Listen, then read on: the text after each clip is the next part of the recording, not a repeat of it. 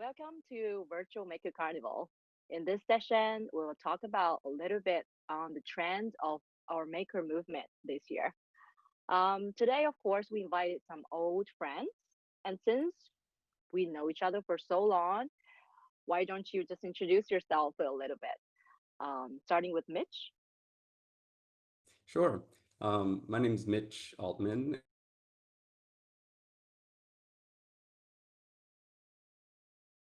space called Noise Bridge, which became an example for lots of other hacker spaces, maker spaces, whatever you call them, around the world, where people come together in a physical space to encourage each other to explore and find things that are projects that are way meaningful and worthwhile. And yeah, and people can find a meaningful way to make a living from their projects. So that's something I've put my heart and soul into for the last many years. And I travel around giving workshops and talks, including Maker Carnival several times, and around China every year, where I bring a group of people. And yeah, and I'm an inventor and a writer, and I teach and all sorts of stuff. So I do stuff that's meaningful for me, and I encourage other people to explore and do the same for themselves. Yeah. And we also have David online. Yeah. Hey, David. Hi, my name is David Lee. I'm currently the Executive Director of Shenzhen Open Innovation Lab. And for the past, I got into Maker Movement probably around 2007, 2008, and started with the first maker space in China called Shenzhen. Actually, that's where I met Ricky. Um, and for the past 10 years, it's mostly looking at how maker movement and how maker movement is interacting with the ecosystem here in China, and how this is going to lead to a different kind of path of developments for entrepreneurship. Um, I guess for the past 2 years, most of the project I'm getting involved in, maker-wise, are around with entrepreneurs in Africa. Oh, and we also have Ricky. Would you mind introduce yourself a bit? Hello, I'm Ricky. Um, yeah, basically, I'm the CEO of DFRobot, and also I'm the co-founder of Maker Carnival.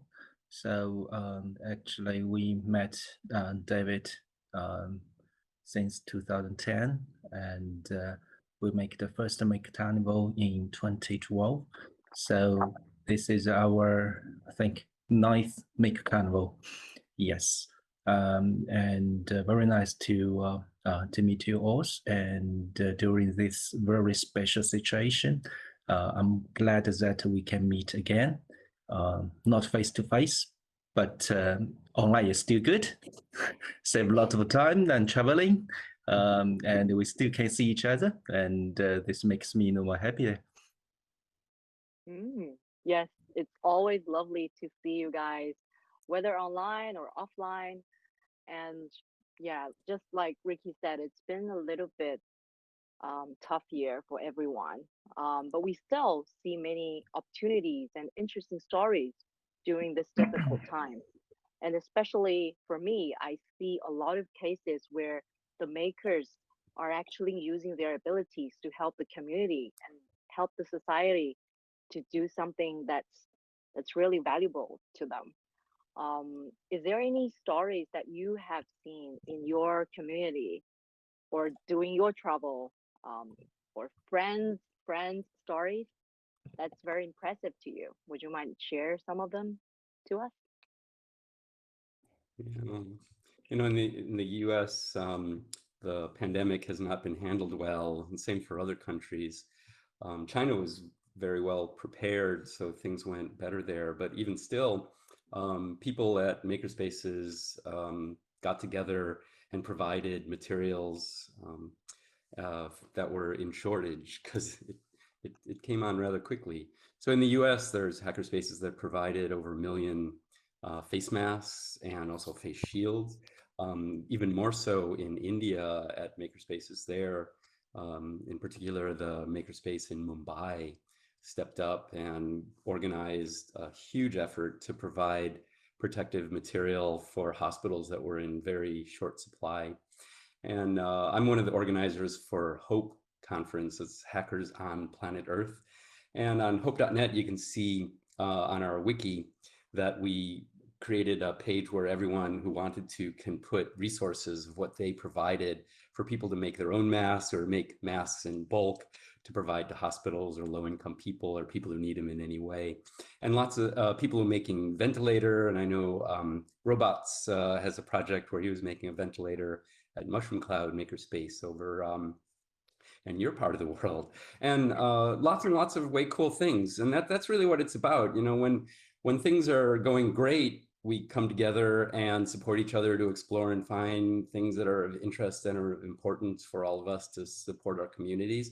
And when things are going poorly, it's even more important for us to do that. And it's great to see that that's what we do.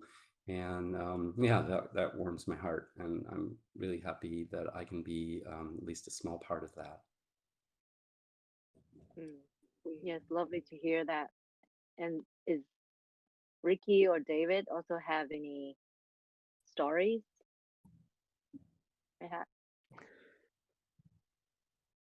Yeah, well, I think the to look at the makerspace and efforts was is really these ideas of the open technology and very broad entrepreneurship. The reason I started to move from Shanghai to Shenzhen is to really looking at this what maker movement could be when they go industrial scale, true industrial scale, and Shenzhen is one of the example cities. So, and kind of interesting is I mean, this is the first time actually the makerspace are in sync with Shenzhen actually try to step up and providing the necessity. The only difference, I guess, is scale. In the beginning of the pandemic in China, in February, China has a daily production of masks, about 60 million masks a day. By late April, that number went up to about 200 millions. By May, that number went up to about 300 million units a day. Majority of the increase of that production capacity comes in from the Shenzhen and Dongguan area in terms of making the mass machine. And it was a crazy ride. So tens of hundreds of companies are making the mass machine, and the mass machine market in Shenzhen was going crazy. In the beginning of this year, a mass making machine cost about $30,000. In the middle of March, they cost about $500,000. And right now they actually come back to about $300,000. And that's the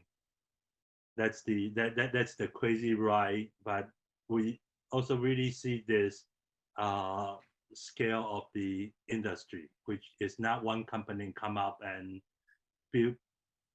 put their numbers in place. It's tens of hundreds of companies who step up, making masks, making machine, and making the global supply chain working. So for nothing else, is really looking at we're running at a parallel universe. Kind of interesting side of running at a parallel universe since February. Since February, everybody talks about this decoupling of the production from China. And the more people talks about decoupling from China, the more people order the product from China. And And then the more product people order from China, the more people are talking about decoupling from China. So that's what's really weird this year for us, is looking at several parallel universe, but not parallel universe. It's the narrative, and then that's the reality, and the two of them are getting so far apart.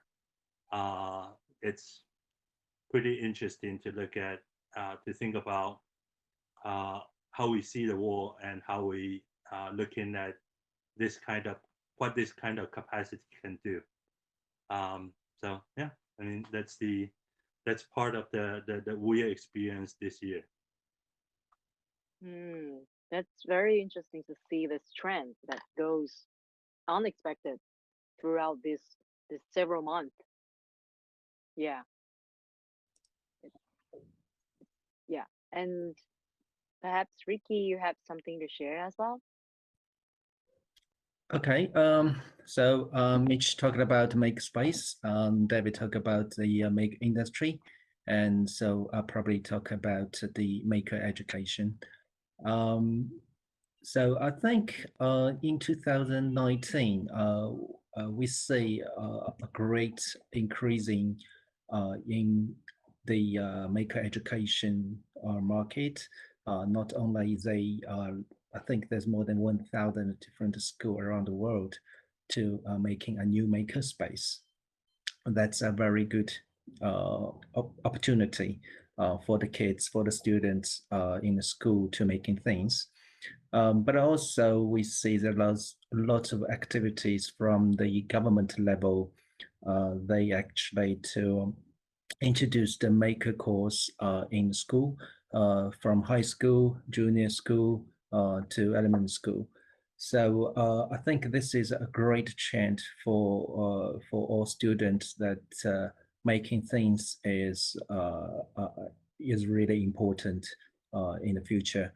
But from this year, because all the school are all closed due to the very special situation.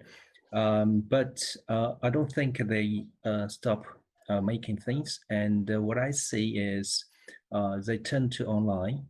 Basically, their teachers are making things. They're starting to learn new projects, how to make things, and they start at home.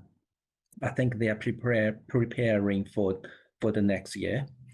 So I can see that once the schools are reopened, I think all the students will be benefit from this special period. So lots of online courses are there, and so that's so easy for them to capture these all materials. And the good news is the transportation and the delivery is still working. So they can still order things from Amazon, from all the online market. As long as they have the proper tools, they can still make things at home. So I don't think that it's a big problem for them. And also, I think this is actually a good opportunity to sit down and think and to study and to grow. True, it is. I think it's pretty interesting. At Hope, we had normally 2,300 people in New York City, and this year we had 9 days, 3 times the length, and opened it to the world for free to watch the talks. And we had more talks than ever, and we had 59 workshops, and there were 40,000 people from around the world. And the workshops, we none of us had ever done workshops online. And with tools like, right now we're using VooV Meeting from Tencent. And this was developed rather recently, at least made better recently. And Zoom became way better, and Big Blue Button, an open source version, was created for schools, and it was made way better because people could make use of it through the pandemic. And all of us who did the 59 workshops at Hope conference didn't know how it would work, but it worked great. We could have well over 100 people in one workshop, which is more difficult physically. Of course, there's disadvantages too, but it's really cool that these tools exist and that people came together at companies, small companies, big companies, and also just individuals working on these interesting tools that everyone is now making use of. And the workshops, and I was teaching people how to solder just online using Big Blue Button. That's what we used at Hope. And people loved it. And there's places, you know, not only DFRobot, but other companies in China and Adafruit and SparkFun in the US and companies in Europe that people can order the tools, which are inexpensive, and order kits and materials for making simple things to very complex things. And it's fun. And then there's all these tutorials on YouTube or Baidu or whatever, where people are sharing how to make things. And then there's all these online conferences, including Maker Carnival. I don't know if you have planned workshops, but yeah, it's a great resource for everyone to learn all sorts of new things. And during a pandemic, elsewhere in the world, people have a lot more time. A lot of people have a lot more time. Unfortunately, it's sometimes because people are out of work, but people have time, so we can make use of this time. We may as well to do things that are interesting, including learning new skills or getting better with the skills that we have. And a lot of people, I've talked to thousands of people over the last several months, this is what a lot of people are doing. And who knows what will grow from that, but I see that as at least something positive growing out of this mess that we're currently living through and making the best of it. Yes. And I know that you mentioned Hope, the event that you actually are hosting this year. Um, would you mind share a little bit on the background? Is is like the preparation, why you actually want to have this, and what potentially are the stories behind it? Yeah, I can speak about that a bit. So Hope is Hackers on Planet Earth, and it's at hope.net if anyone's interested in checking it out. It's been around for, this is our 13th one, and it's every other year. So the first one I went to was the 6th one. That was actually my first hacker conference, and it changed my life. Thousands of people were there sharing projects that they really love, and it was just so high being surrounded by people doing what they love rather than what people tend to do in life is more like struggling, doing what they're obliged to do. And these things are all important, but being surrounded by people doing what they really love is just so amazing. And people wanted to learn from me, and I learned from others. And it was a fantastic experience. And so since then, I've been helping organize Hope conferences and some others too, because I met a lot of people from other conferences there as well, and giving workshops and talks and whatever.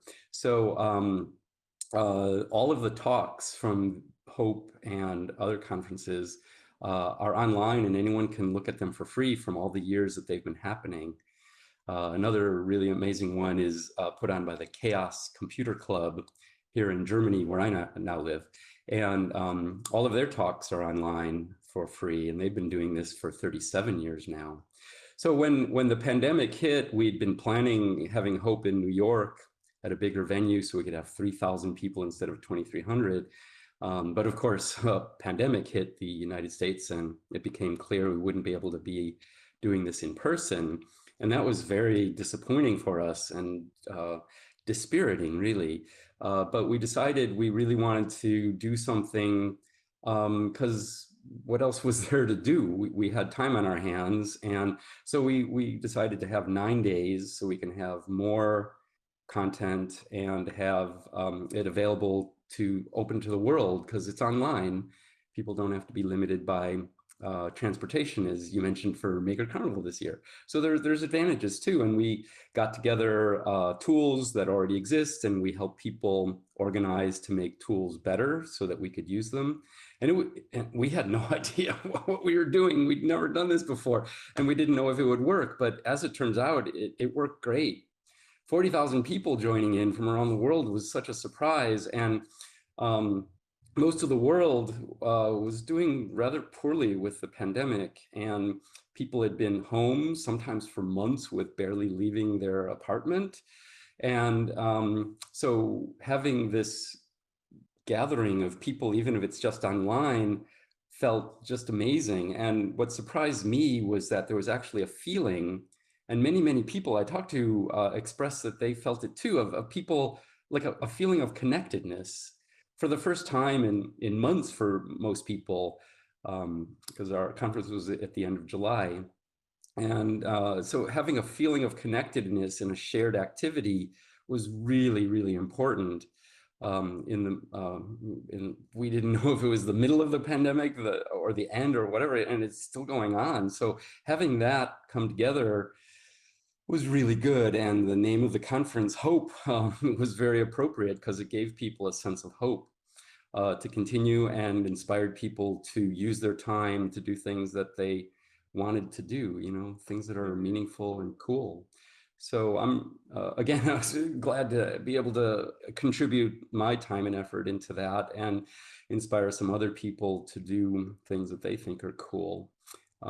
Yeah, so it was wonderful. And all those talks are online. Just check out hope.net and you can see a bunch of resources there. And Hope is, no money's made on that. We all just do it. No one got paid.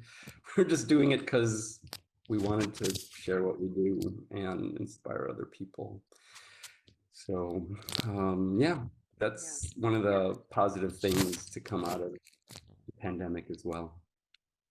Yeah, that was quite. I was part of Hope event as well. We your Mushroom Cloud Makerspace and also Takatsu-san. We together, Zhang, together we made a talk over there, and yeah, it's nice to be part of something that you feel this sort of responsibility to inspire more people, because you know that many people are going through a difficult time, and that is truly meaningful to the community. And thanks for that, truly. You're welcome. And Thanks for joining too. and Ricky as well, probably. Um, like we've been hosting Shanghai Maker Carnivals for 9 years, and of course, it's always been offline for 9 years. And this is the first time that it actually goes online and become the first virtual Maker Carnival. And we kind of set this theme as we connect. So what was this idea originated from? If you can share. Yeah. Right. Yeah. So as everybody knows, 2020 is a very special year. So lots of things have been changed. People are not just suffered from the epidemic, but they can also not meet face to face in lots of countries. So I think it's make great problems for people to sharings, and I think lots of activities has been cancelled due to the situation. And I believe that still keeping makers connected is really important. So that's why we decided to make a virtual Maker Carnival. It's a new form to reconnect the makers, reconnect their ideas and creations, reconnect their belief and the world. So I think that reconnect is not just not just to reconnect people to the world, but also reconnect their spirit, reconnect their belief, reconnect their hope. So that's why we make this reconnect as the theme for this virtual Maker Carnival. Yes, it's truly warm when I hear this theme as reconnect. And also, I know David travel around the world and also have a lot of connection in Africa as well.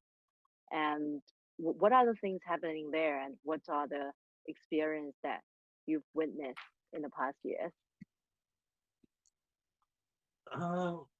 I think the maker movements in interestingly is the the maker movement takes a very different form. I think in Africa, it's not about it's less about this. It's really about this taking the advantage of this open up of the technology, the digital communication, and the path to different kind of industrializations. So the a lot of space there are now working and but I think for the past few years, that movement has uh, this this very Silicon Valley garage mindset attached to it. You have to go in, you have to do something different, you have to do something novel, you have to do something uh, you have to do something, you have to create new things. But I think if you look at the general trend of the makerspace in Africa, a lot of them is about industrialization. And I think when COVID hits, I mean, the original expectation is the African is going to suffer the most. Well, it turns out it really turned the COVID really turned the world upside down. And right now, the things are moving fast on the ground over there. The makerspace is taking on the responsibility of industrialization and youth employment, and that's becoming very comfortable for a lot of makerspace to be. We deal with makerspace, which is looking at kind of conflicting model, a Silicon Valley models, where everybody come in and build something cool, which is tech worthy, or do something which is industrious, have real market and real production value, and industrialization from there. That too used to be has a lot of back and forth, but from the beginning, I guess once they getting over the initial shock of COVID, things are coming back pretty orderly in a lot of space in Africa, and then they are starting to really jump into this is about development. This is about the industrialization. This is not about someone trying to fulfill his own expressing the personal creativity, expressing the personal expressions, so to speak. So yeah, so we got there are great project going on in Gearbox in Kenya, which is building greenhouse, which is locally making frame materials, building greenhouse around Nairobi. There are companies in Ghana, which is now getting into electric vehicle productions. So we are seeing, and of course the leading from the space, getting into the production of the mobile phone, television, computers, build what's needed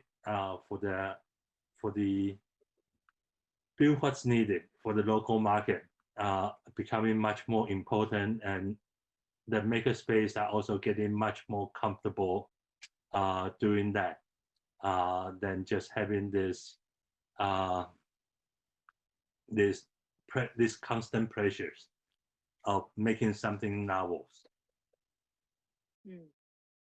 Yes, and we do see different perspective in terms of you experience for this maker movement.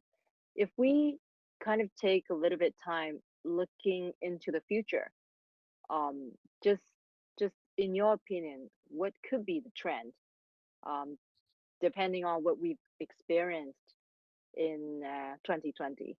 potentially, just wide guess a little bit, what potentially could be the trend. I guess going online could be one. Many things could be going online. And is there any trends that you have seen at this time being?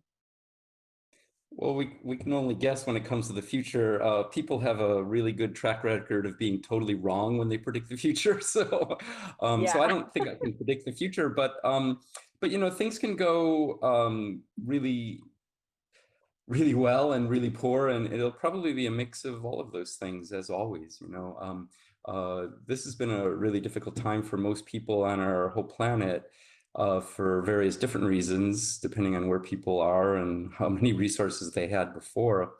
But we have seen that when difficult times happen in the past, and certainly now, that a lot of people do come together to support others that are in more need than themselves.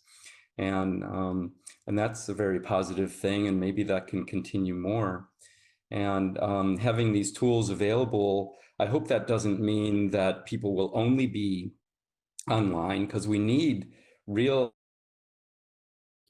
human connection. And this is totally wonderful that we're here online and we can see each other again.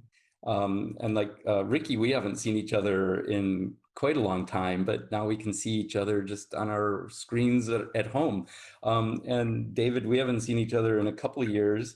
We've seen each other at conferences and stuff, but here we can see each other on a little screen at home. It's really cool. And we can make use of this to do things that are hopefully not only cool, but important, as you've been talking about, David.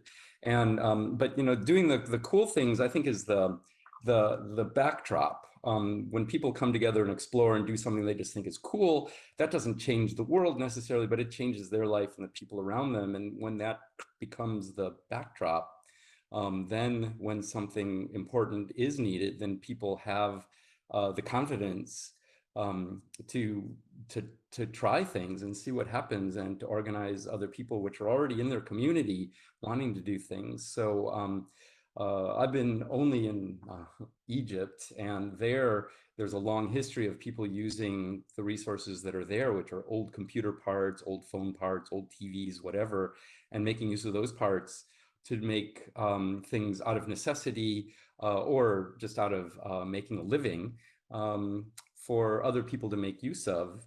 And now they have even more. So with the supply chains from China helping out in Africa, making more available there quicker and less expensively, making use of the old and the new.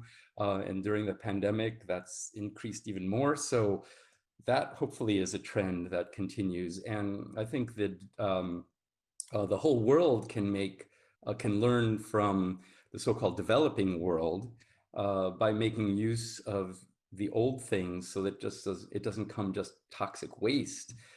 We can make use of that to do things that we need and want. So yeah, and the makerspaces coming together to provide things that are of need. Hopefully that's a trend that continues more into the future as well. And I think this shows a lot of people that we really do need other people in our lives. We need community in our lives in order to live, not only survive, but to live well. And yeah, so these tools can show us that. And once we're able to, everywhere in the world, go out and hug people again, maybe we can do more of that. And that's my hope. Who knows what will actually happen, but we'll see. And I'll do what I can to support what I see as positive. And that's what we're all doing here by, you know, participating in Maker Carnival. Thank you. Yeah, I think what you mentioned in terms of like community, how we can actually work together as community and how community can support each other, is truly something that really keeps me going. Just, during the COVID-19 period of time, I feel a little bit, you know, not not feeling so well. And then the community around the world, we having a conference online, and they were just, yeah, saying a lot of things to me, and that really calms me down. And I hope that like through throughout these years when everyone is used this online meetings and things, they've been more connected than ever. And for Ricky or David, potentially what could be the trend? Yeah, from my point of view, I see lots of positive points. First of all, I think we find that actually we get used to the new way for connection, right? And I mean, in 2019, I think it's really difficult for us to using the Zoom or Tencent meeting, this kind of software to have meetings, because we are still getting used to meet face to face, and I think this is a lot easier. But in the last 6 months or 8 months, we have to work on this Zoom and Tencent, the virtual meeting software. So and then we figure out that we can live on it. So I think in the next couple of years, I think we'll all to using the software more efficiently. So I mean, this software makes us no distance at all. It's really make the world a village. Yeah, we can meet anytime, face to face. We see each other, not physically, but virtually, no problem at all. We can still drink a coffee together, have a drink together, you know. Yeah, cheers. Let's do cheers. Cheers, yeah. Danny, do you have a cup of tea or coffee? Yeah, we can do these things all together. Yes, no problem at all. So yeah, so this can let us work more efficiently. Yeah, and we can meet quite often than usual. So this is one positive thing. And the second thing is we can save a lot of traveling. So reduce yeah, a lot of emission for CO2 to make a green world. Yeah. So I leave some points to David. Yeah. Oh, I think we are. I mean, I think we have been talking for long times about getting online, getting to a lot of this, utilize a lot of these things online. But I think COVID is really pushing this ahead. And to look at this is but it's also about the thinking behind this going online. Yeah, Because I think inside out, and that's going to see a lot of very interesting cultural difference. I think a lot of people to see place still thinks going online is a temporary thing. We are on the revert, and it's always we are going online and we are going online and we are at the verge of the thinking about the reopening. I think that's the term. But I think so. A lot of places is still looking at going online as a temporary solution. But on the other side is there are places who's starting to look at this going online is the new normal. This going online is the new trend. Continue to push. So it is actually kind of interesting for us for Shanghai Maker Carnival. At what's going on in China right now, it's probably more. It's probably going to. We can at a stage evolving an online offline both component. In the past, in the last few weeks, actually since April, I have been starting to. We are starting to travel again for conference in China. So I was in Qingdao in May, and a few weeks ago I was in Shenzhen for the Drone World Congress.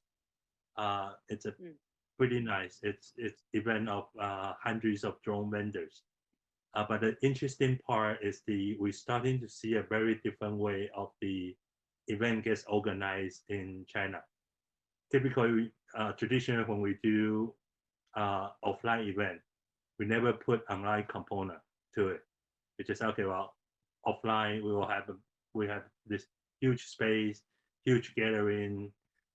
Recording is optional, but this time we starting to see a lot of the event in China offline, but there's a very strong online component, and that's how it scales to a couple hundred people in the room to tens of thousands of people online, and as so the and this incredible spread of the uh, online component becoming a permanent fixture to any event, not just because of COVID, but because of its abilities to reach more people. Um, and that we are starting, it's interesting change to see. And the second is the really comes in to see the impact of this on educations. So right before the COVID, I was working on a new piece of papers, uh, looking at the Chang'an Township in Dongguan. Right now, it's doing a lot of 3D. It's actually doing most of the 3D printing service, professional 3D printing service. And make a long story short, is the 3D in the 3D printing industry there is mostly staffed by people graduate from junior high school, get a 2 years mentorship, uh, uh, get a 2 years apprenticeship, and then becoming a small business. And interestingly, is the majority of the education they have on 3D printing they get from Bilibili, and that's a very vivid, interestingly vivid ecosystem on Bilibili, teaching 3D printing, not just teach how, but the kind of course they have is not the typical 3D printing course we would have. They get into the very refined detail of how to utilize 3D printing, all the way down to you can go on there and look for how to do piano key finish polishing of PLA 3D printing. And the extent of that kind of the course is one thing we should starting to look into in terms of maker education. It's not just you can print the Yoda head. It's the how do you make the Yoda head really looking like a Yoda, not just whole bunch of green, purple, yellow Yoda head hanging around, and with going that extra point is what makes the 3D printing toy and the serious business. And I think that extent of and I hope we really to see this kind of really professionalized sharing of content starting to appear in large scale, in terms of it's not just Q introductions to new technology, but it's also have video really seeing how other people are actually making a living with technology. Yeah, it is. It is true. Sometimes when we actually during this period of time, we see some of our members at Mushroom Cloud Makerspace. They've been doing like the quality of their projects is even more complex than before because they have more time, whether they have more time at home or whether they have more time online talking to people and giving all those ideas together. They are creating a lot of interesting projects in this period of time, and we hope this could continue, um, regardless of whether they have time or whether this will go away or this whole thing would goes on. And to probably wrapping up a little bit for today's roundtable sharing is for the last question, do you have any suggestions or anything to say to our audience? Um, normally they are makers or they are teachers, as for maker education or STEM education. Do you have anything to say to them to get through this period of or welcoming the future?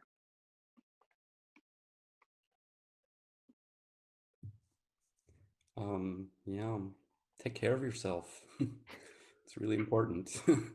And if you take care of yourself, you can, if you have time and energy, take care of other people around you. And if a lot of us do that, then we'll get through this better than when we came in. And after and during, we can make use of all the tools that have been developed to help us get through this. And our lives get better, and hopefully the people around us, their lives get better as well. So yeah, make use of all this. We're alive. let's do Yeah. let's make use of that. It's great to be alive.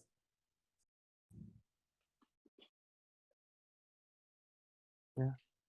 Well, I think for the moving forward is to rethinking about the relationship we have with the community. I think makers are very globalist. Makers are very tend to be very global, but a lot of time that sense of global, with just that sense of global is pretty lonely. It's especially when it comes to coming to this contact of the COVID and online. Even though we can all hang out virtually, there's no replacement of human-to-human contact. So I think one part of this to see is how that sense of looking for a global community translate into the bringing useful stuff to the local community. It's going to be a huge opportunity, but also a challenge for the movement, not for maker movement. And I think a big part of this is the STEM education, to look at how to, well, the first is the who to bring the education to.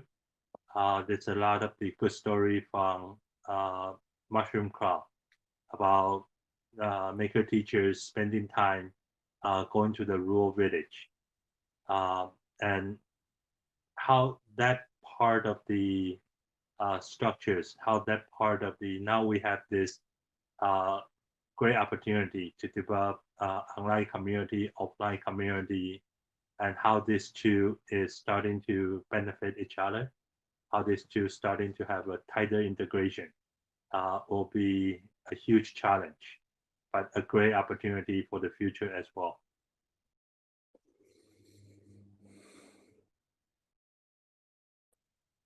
Yeah. Thank you, David. Ricky, do you have anything to say to our audience? Well, I think for 2020, right? Yeah.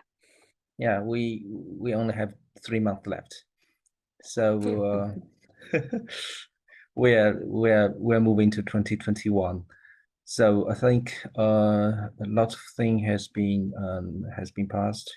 So I think we need to looking forward. We actually we are facing a new world, basically, not just from our habit but also our mindset. So I think we all needed to looking at the positive side of the world. everything happens, it happens. We still need to move forward, and we should live on it. And yes, best wishes, and keep hope. Yes. Keep hope, keep connected, and stay together. We can get through this, and hopefully we will be seeing a new future to come. And thank you all for joining us today and sharing all those insights around maker movement and the future. And thank you very much again. Thank you.